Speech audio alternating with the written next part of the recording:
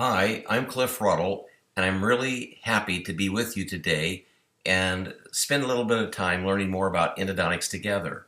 My assignment today is canal preparation featuring WAVEONE Gold.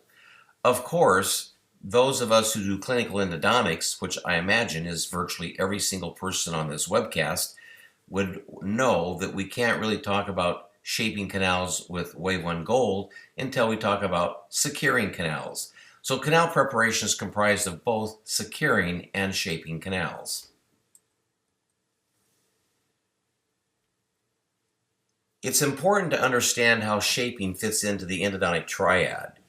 There has been some disagreement if there even is a triad, which I think is kind of humorous. When we think about virtually looking at anybody's postoperative films from around the world, there is some effort at shaping canals. There is some method that's used to cleanse canals through cleaning. And then, of course, everybody tries to use some kind of a filling method to fill root canal systems. So shaping then is comprised of securing, and then we shape canals, and shaping is understood to facilitate cleaning because it makes a sufficient shape so that our reagents can penetrate, circulate, and digest tissue from both the instrumentable and the uninstrumentable portions of the root canal system. Clean canals are easy to fill, and we can use a warm obturation method to move materials into these devoid anatomical spaces. So when we look at our preoperative films, and we might even look at a CBCT, but when we look at radiology, it begins to prepare us for the assignment that lies ahead. Typically, we should have a mechanical strategy so we can already implement that strategy when we are in the midst of doing endodontics. Mandibular bicuspids are sometimes very complicated teeth because of their webbing, their branching, their multiple portals of exit. They can have deep divisions, and they can hold a lot of bizarre aberrant anatomy. With an access cavity, we can usually take a 10 file and work it to length.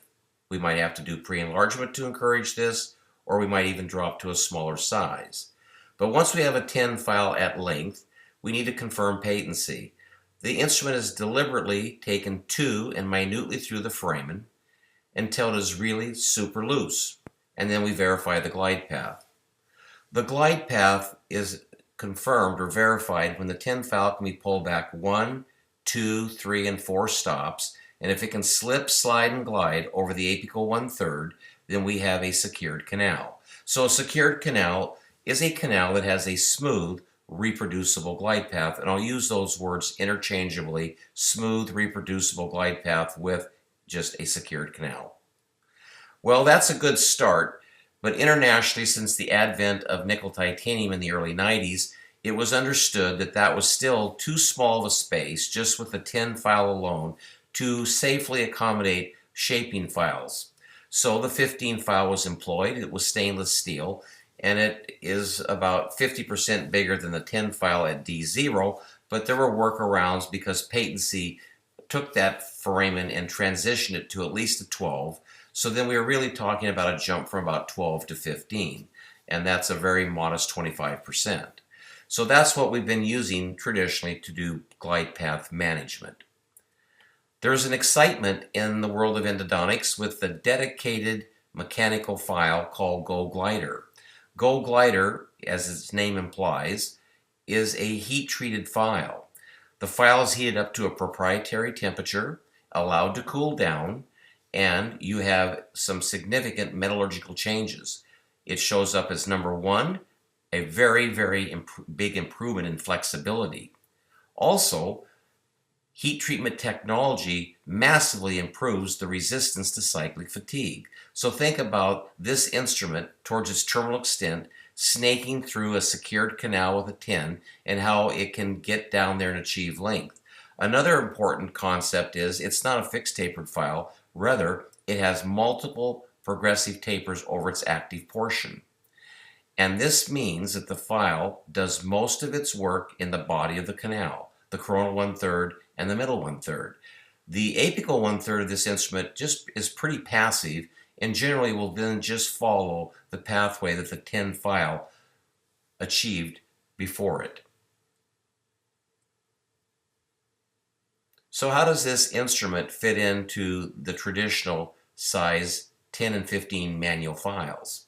Well, you can look carefully, and if you look at D0, the gold glider is about the same as the 15 file, gets a little bit bigger at D4, but we really start to see bigger diameters at D8, 12, and 16. And this would explain precisely why the instrument works as a pre-enlarger or a pre-shaping file, because it's doing a lot of work up in the body of the canal. This gives a bigger pathway then for the shaping file to follow. So I would invite all of you to consider getting rid of your 15 file, because it is stainless steel, and moving to a much more flexible file that has resistance to cyclic fatigue. And again, the good news is it's just still 2 files. The better news is it makes a significantly bigger pathway to length than the 15 stainless steel hand file. So to kind of summarize the advantages of a mechanical glide path file, first, we have catheterized and secured the canal with a 10 file, so we can use this instrument to readily expand the original anatomy, primarily in the body of the canal. All shaping files do better when there's a bigger pathway to length, so shaping results would be massively improved because the instrument doesn't have as much load on it, and it's going to advance and progress along the glide path more readily. It has been shown in peer-reviewed literature that for glide path management, chair time is reduced almost 40%. That's astounding. And as our Italian friends showed us, Giuseppe, Arnaldo, and Elio, it decreases postoperative pain because a mechanical file has the opportunity to more effectively auger debris up and out of the canal, and that means we're not pushing debris through the terminus like is more notable when we use manual hand files. And of course, this little gold glider works in a reciprocation way, and I'll be explaining that in just a little bit. But for right now, we're not using equal forward and reverse angles. We're using unequal bidirectional angles, and that's one of the great beauties of this shaping system. Once we've secured the canal with a size 10 file, now we would flush with sodium hypochlorite, and we would eliminate the viscous chelator, and we would have a big bath, a reservoir full of sodium hypochlorite. Of course, we're going to need a motor to drive this file in its unique bidirectional movement. And the good news is, if you were a WAVEONE user, you already have the motor that has the presets for you. However, if you are interested in this technology, which I would invite everybody that's serious about clinical endodontics to do, then you would want to buy the XSmart IQ motor. This motor has a lot of capabilities, and there'll be other webinars to fully explain how it can really help us with patient education, storing and transfer information, and doing a variety of other things like measuring working torque and all that. But we would want to operate at between 4 and 5.2 Newton centimeters. That would be, some would consider kind of a high torque for a small file, but that's what it was validated at over many years. So that is the torque, 4 to 5.2, and the rotational speed is 300 RPMs. So go ahead and chuck up the instrument and bring it in. Kind of get back on your handpiece and try not to hold it so close to its most distal end. Don't be pecking. Let it run. Let it float and follow, and let it progressively advance along the glide path. Lift it up a little bit on occasion, and that'll let the debris more fully auger up the flutes and into the pulp chamber. Sharp active blades can engage and help advance the file towards length. So in 1, 2, or 3 passes, we can typically achieve length.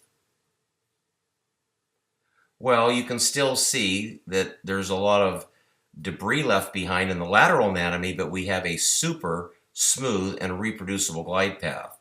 Now, one last comment. In shorter, wider, and straighter canals, you'll probably be able to achieve length in one single pass. However, in longer, narrower, and more curved canals, that's where it might take a second or third pass. And between the passes, we would irrigate the canal to remove debris. We would clean the flutes on the file. We would use a tin file and go back to the terminus to make sure that we had our glide path, and then we would re-irrigate to liberate that debris. I'm really enthusiastic to speak with you a little bit today about the new WAVEONE Gold. I say new because it has replaced WAVEONE, its predecessor. Notice that we have different colors on the handle corresponding to the ISO D0 tip diameters. We also can see at the bottom slide the tapers with the files associated with their terminal extent. And then, of course, the main nomenclature to bring your attention to is that we speak of the small, primary, medium, and large files. Primary is used because it is always, virtually always, the first file that's used in any particular case, whether it's an anterior or posterior tooth. I'll talk to you a little bit later when we might use either the small or the medium or the large. But primary is the first file used. With experience sometimes and based on a preoperative film that reveals a large system, one might, after a glide path, select the medium file, for example. But generally, I want to come back and keep repeating, it's the primary file that's usually the first file into any particular system. Well, let's look at the clinical goals. The purpose of making WAVEONE Gold was really to produce a little more minimal shape in the body of the canal. We wanted to have a shape that could still be irrigated for disinfection purposes, and it would allow us to use different obturation methods for filling root canal systems, but we didn't need to have as full a shape in the body. The WAVEONE Gold family of instruments can address a wider range of anatomical cases, which is very useful for general dentists when they're treating the whole range of teeth, with emphasis on the maxillary anteriors, which have bigger, wider systems. The performance needed to be improved, and we could do that, as we'll look at, through the design and the metallurgy. And then finally, I want to remind everybody that when we say single file, it's a single file technique in perhaps around 85% of the cases, but in about 15 to 20% of the cases, you might have to select one more file. But mainly, it's dominantly a single file, which means it's a single-use file, because a file that does a lot of work, one single instrument, in a molar, for example, that might have 3 or 4 canals, we should expect that its blades are probably dulling along the exercise of shaping, and that means that if you try to use it on another tooth, on another patient, you're not going to have the same performance. So it is really a single file, single-use method. So let's look a little bit how we can take a single shaping file and we can take a glide path, in other words, a canal that's been secured and expanded up to a size 15 hand file, or a gold glider was my preference, and we can take that to a final shape with one single instrument. We can do this because of the design, the metallurgy, and its unique movement.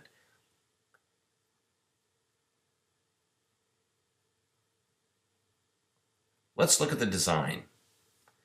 The instrument basically has, along its active portion, only a fixed taper in the first 3 millimeters. Then we have decreasing percentage tapers over the rest of the active portion, 6, 5, 4, 3, and that keeps our preparation a little smaller, and it keeps it away from external root concavities, for example, like furcal danger. Speaking of furcal danger, when we look at virtually any posterior tooth, we can see fluting and concavities. And because the canals coronally bend abruptly into the pulp chamber, the canals are closer to the furcal side wall. And we can see that in this cross section. Again, if you look on the right, look at the orifice level, you can see how the canal is positioned a little closer to the furcal side wall because of the way the canal bends coronally into the pulp chamber itself. So this technique that shows a centered preparation on the left, you might ask yourself how that occurs. Start saying brushing. We're going to brush with this instrument, and we are going to intentionally remove coronal interferences, triangles of dentin, and we can brush to relocate the canal towards the greatest bulk of dentin, and that's the outer wall. So final preparations have been shown repeatedly to be more centered in the roots, and that produces roots that are strong and less predisposed to vertical fracture. Now, a lot of people like to talk about minimally invasive endodontics and how small the preparations can actually be. I think one of the most important things we should all have greater appreciation for is the question could beg, what part of the active portion actually goes below the orifice in the virtually all the teeth?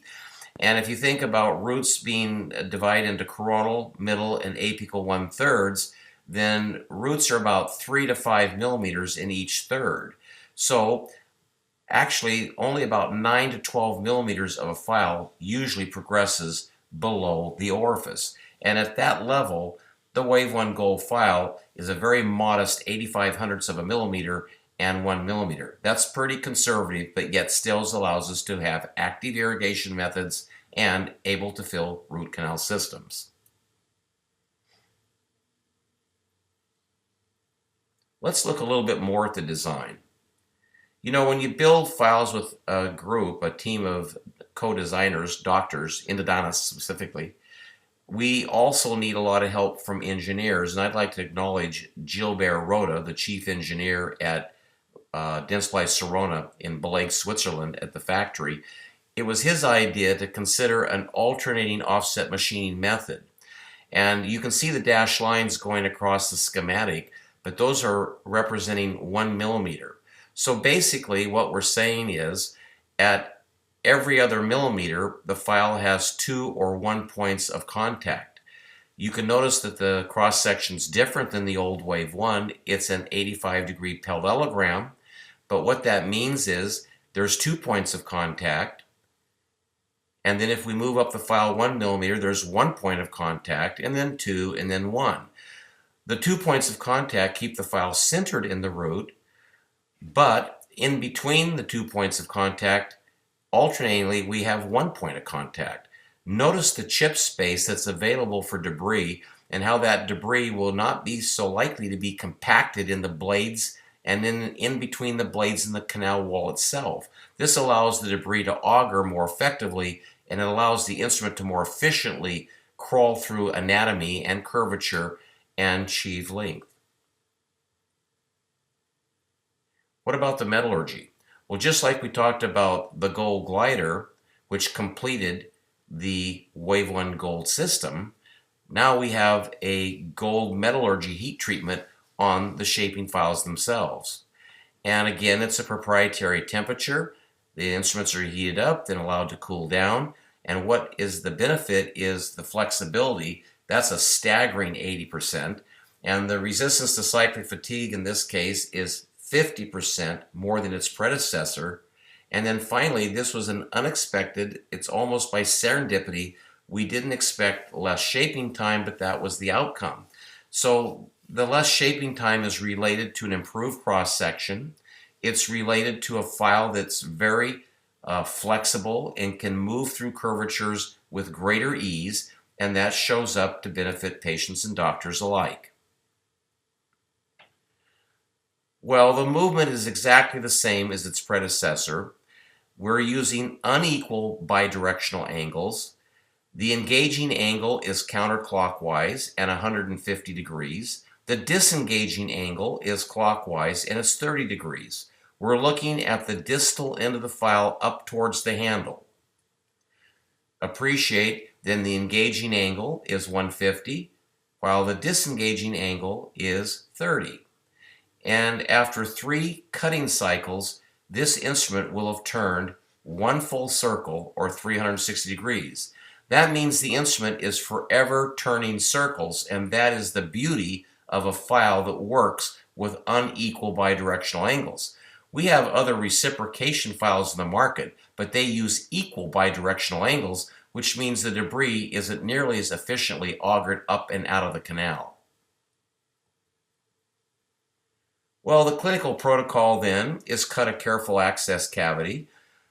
Not too big, not too small, but just right. The access cavity should be able to allow us to identify all the orifices on the pulpal floor. And once we have the access, we need to take a 10 file and work it to length with intentionality. If we have to pre-enlarge to help that instrument achieve length, that's one little idea that we've talked about over the years.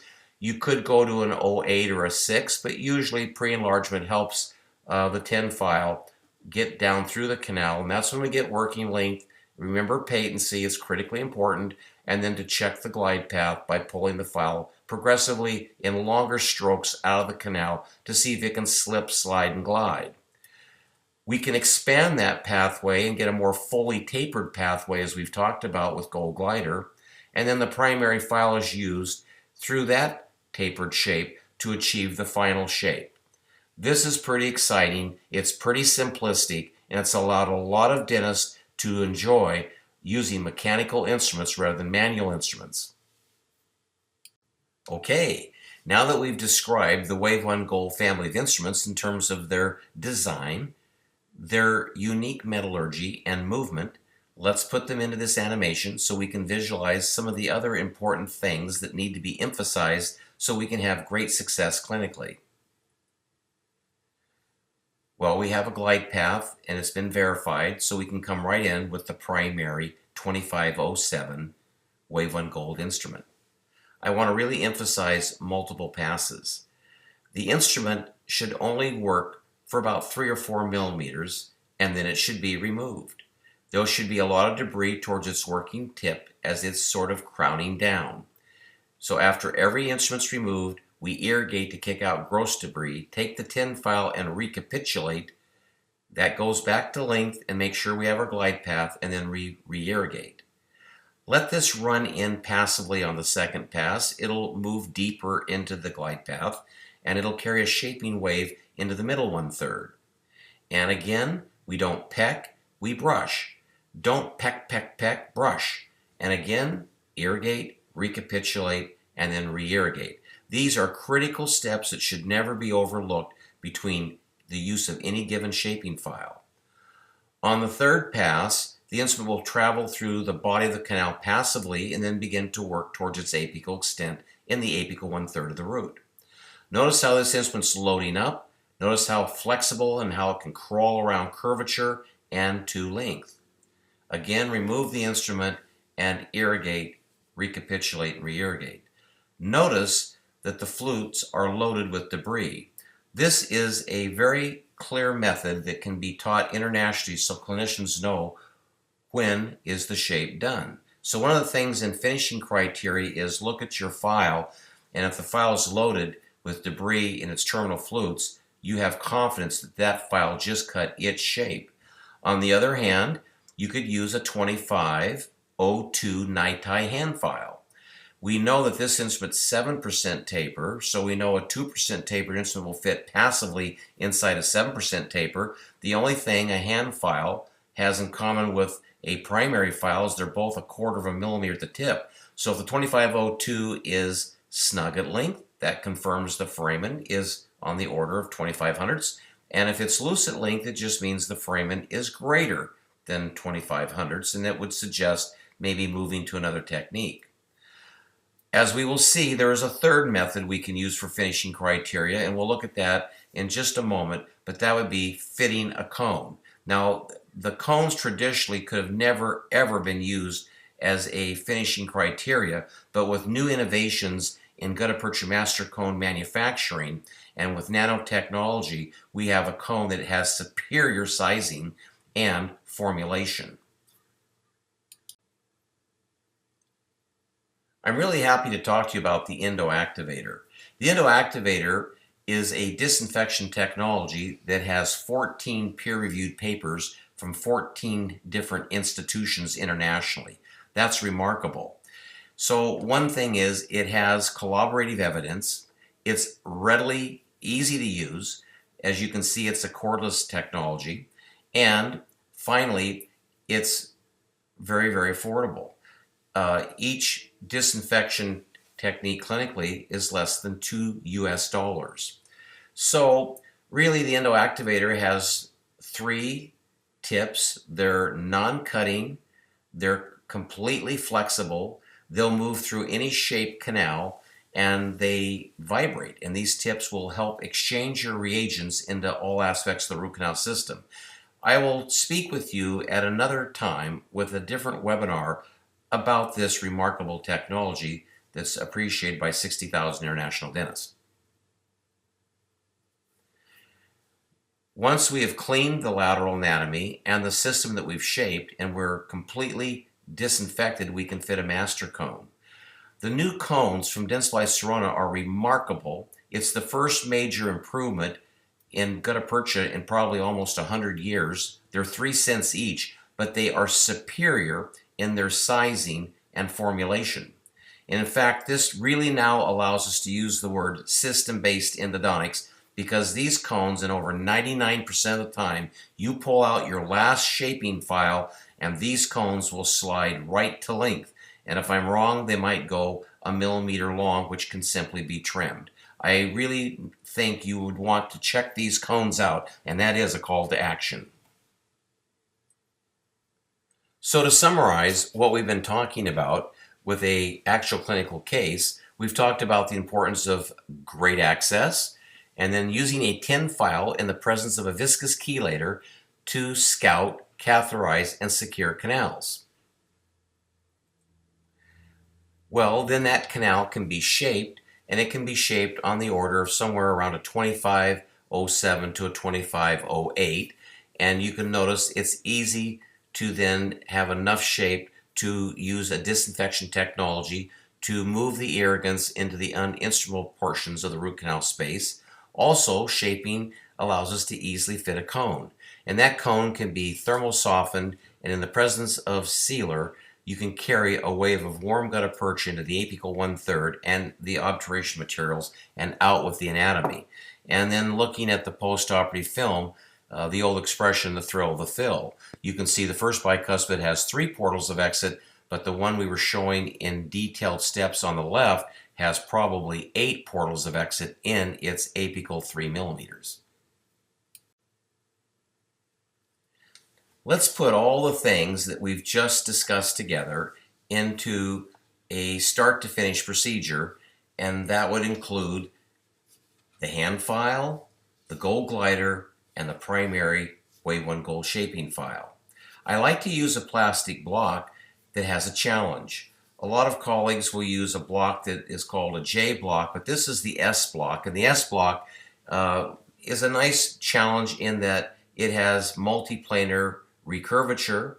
Also, we can see in the plastic block when a file cuts, how it cuts, and we can see the debris that's being generated.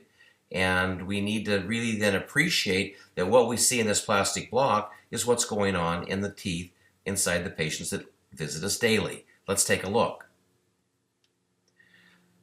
So if we draw a tangent line to the first curve relative to the straightaway portions of the canal, that's about 30 degrees. And if we draw a second tangent line to the second curve relative to the first curve, that's about 35 degrees. So you can see this is a good little challenge. So we use isopropyl alcohol in the block, but notice how little the reciprocation wiggle is. There's not these big gross movements. When you get about a stop short, just slide in. No reciprocation on the handle. This is when you would get working length. Once you have a known working length, use intentional, deliberate, and repeated little short 1/4 millimeter strokes to confirm patency.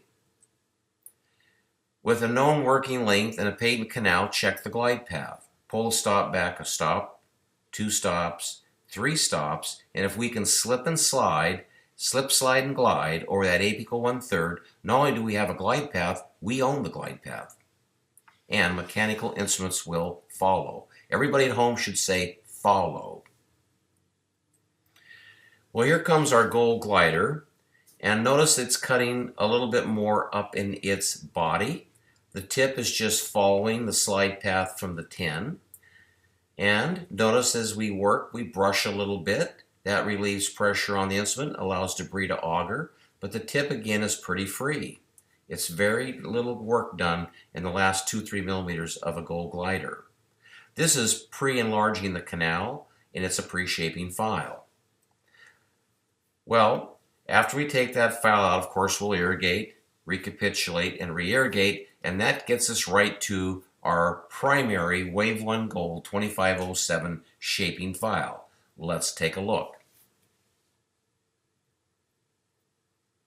Well, here's your first pass, and again we're using quite a bit of brushing. Look way up by the rubber stop and you can see how off axis the handpiece is. That means we're deliberately putting pressure on various walls, and for furcated teeth always away from furcal danger.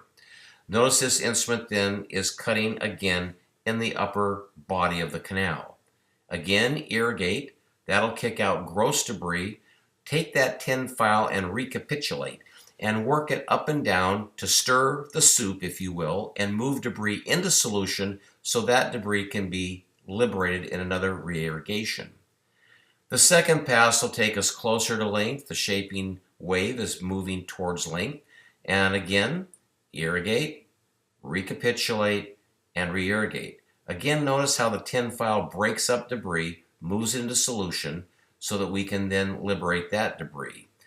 And notice when we irrigate, we're using a little bit of irrigating, positive pressure, then we're vacuuming. Here's the third pass. You might want to reconfirm working length as that file crawls around the second curve and goes to length. The endoactivator again is agitating a non-cutting soft polymer tip. It moves the debris into solution so that it's quite easy to liberate that debris. Again, irrigate, vacuum, irrigate, vacuum, irrigate, vacuum. You can bump your solutions 6-7 millimeters in front of a cannula. And then, of course, how do we know when we're ready to pack? When we can fit a cone. How do we know we can fit a cone? We got the shape. How do we know we got the shape? When we see debris loaded in the apical flutes of the file. This is one of those brand new cones, the primary cone, the matching cone to the primary file. And notice it binds apically and not in the body of the canal. These cones are multi-tapered, and I want to emphasize they are, the word is superior. They're superior in their sizing and formulation. And formulation means a lot if you're using a warm obturation method. Notice on the far left, the canal is very, very round terminally. We haven't transported or zipped it, and that's a testimony in plastic, which is a little softer in its Brinell hardness number than Denton, for that shaping file 2507 to crawl around that second curve and leave that terminus right where it was spatially before we ever started. A little earlier in this show, when I introduced the WAVEONE Gold family of instruments, you noticed there were 4 shaping files. And we've talked about a single file technique using dominantly the primary. So let's talk a little bit additionally then about why one might need another file, either smaller or larger, in the range of anatomical cases that we see on a daily basis.